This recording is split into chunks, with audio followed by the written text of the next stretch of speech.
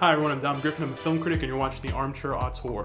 This is an ongoing video series I do where we talk about new movies, old movies, screenplay analysis, that sort of thing. So if you like movies and pop culture and you like to see somebody pick those things apart, please consider subscribing. Today I'm reviewing Without Remorse, the new Tom Clancy adaptation from Amazon Prime that drops in the service this upcoming Friday. The film stars Michael B. Jordan as John Clark, an important character from Clancy's Jack Ryan verse who has been previously played by Willem Dafoe in Clear and Present Danger and Liev Schreiber in The Sum of All Fears. Fans primarily know Clark as a supporting character in several Jack Ryan books and their adaptations, or from Without Remorse, the origin story this film is based upon, as well as the popular Rainbow Six games also birthed from a Clark novel. Like most modern Tom Clancy adaptations, the film source material is roughly 30 years old, so a slew of screenwriters, directors, and stars have all been attached to the book at one time or another, each responsible for various attempts to modernize the geopolitical conflicts at the heart of the story. The version we get here follows Clark when he was still John Kelly, a Navy SEAL who goes on a mission of revenge when most of his squad, as well as his pregnant wife, are killed as part of a mysterious conspiracy plot related to a mission he embarks on at the start of the film with CIA spook Rob Ritter, played by the always underrated Jamie Bell. The plot involving like some Russians and like a new Cold War and a bunch of stuff doesn't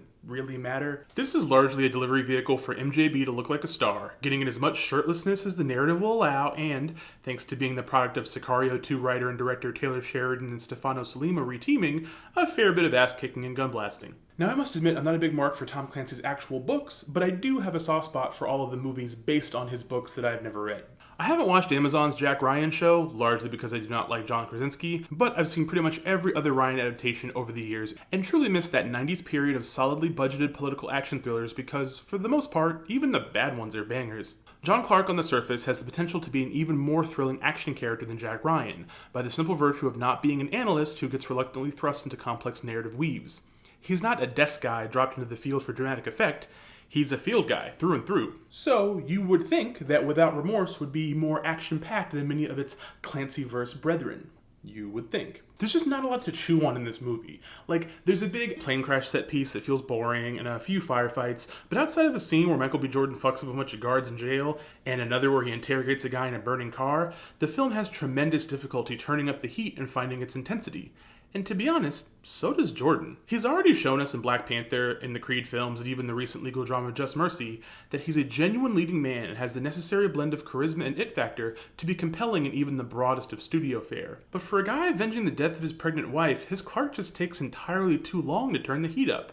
Like, for every smart decision the movie makes, like casting Jodie Turner-Smith as Clark's close confidant and comrade, there's another equally baffling decision it makes, like making the big Russian villain he's chasing after, played by Brett Gelman.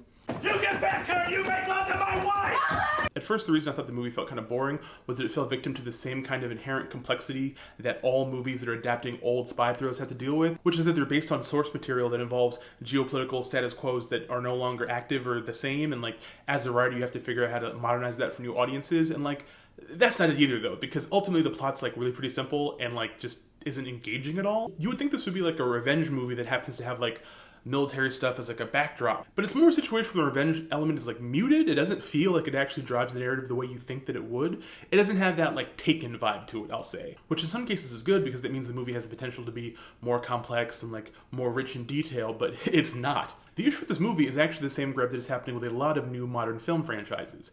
And I am aware that the things I'm about to say are not going to be like groundbreaking and that people have already made these observations, but they have to be said. Just like Mortal Kombat from last week, it's the first film in a series that doesn't make the effort to be its own satisfying experience outside of its existence as a pilot for a new cinematic universe. Look, sequels are nothing new, okay? There's always been movies that beget future iterations and chapters. But there's a fundamental difference between leaving audiences hungry, frothing at the mouth, salivating for seconds, and sending them home on an empty stomach. Displeased with having watched not a completely new movie, but a sliver of one designed to sell the concept of future as yet unmade movies. Think about John Wick. That, as a movie, functions perfectly fine all on its own. Even if we wanted sequels watching it, when we got to the end, we could have been fine if they never got made. Without Remorse is principally designed to set up John Clark for the bigger, badder sequel that's already been greenlit, Rainbow Six. And while I don't doubt that movie could wind up being spectacular, that doesn't change the fact that this movie left me cold. Several years ago, my close friend Paul and I were at work talking about this new like tapas place that had opened up near the place we worked at.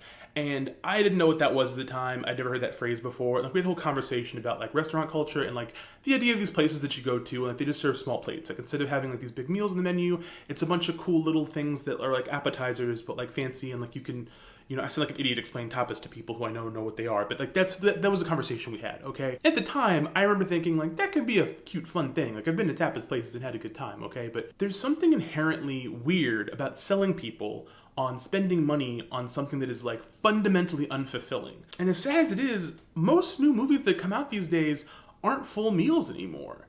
They're just tapas. That's all Hollywood really seems to make. And it's fine when you're watching a new TV show and they show you a pilot and you're like, oh, this is cool. I'm gonna tune in next week. But with some of these movies, you go, oh, this is okay. I want another one. It's like, all right, cool. That'll happen in 2 years. 2 years? Like, you want me to wait 2 years for I already bought this. I paid for this. What the fuck? Well, that Remorse has its moments, and it's not like unwatchable or like terrible or anything, but there's a moment distinctly, I want to say like maybe an hour into the movie when there's still 45 minutes left where I already realized they're not gonna button any of this up. Like, this is just setting up another movie where he really goes and finds other people who are responsible. And fuck that? Like, is it so weird to just want to watch a movie that tells a story from beginning to end and isn't setting up some other fucking movie? I guess so. So yeah, look, I don't know if you should watch without remorse. Like if you like Tom Clancy-like stuff, it's like decent.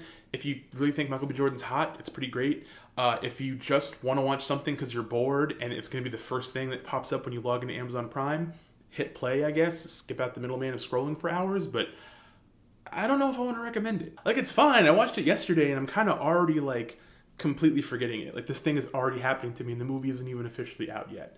That's just not a great sign. Who knows? Maybe Rainbow Six will be even better. Maybe they'll have more actual action. Maybe his character will like do real things. Maybe it'll be an engaging experience. Or maybe it'll just set up some other John Clark movie in the future.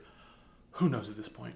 Well, that's my video. Thank you guys for watching. I hope you liked it. If you did, please give it a thumbs up. If you have any thoughts to share about the Clancyverse, the Ryanverse, about how punchable John Krasinski is, do so in the comments below. Totally down for that conversation. If you have not subscribed, please subscribe. Hit the little bell icon to get notifications when I put out new videos. It really helps me out here on the channel, and I really appreciate all you guys watching and supporting what I do here. I hope everyone's doing well, staying safe, being good to yourselves and each other, wearing your masks, getting vaccinated, having ice cream. It's like ice cream time almost. I don't know what is it May yet? I don't know what day it is. But yeah, have fun. It's almost summer. I'll see you guys later. Bye.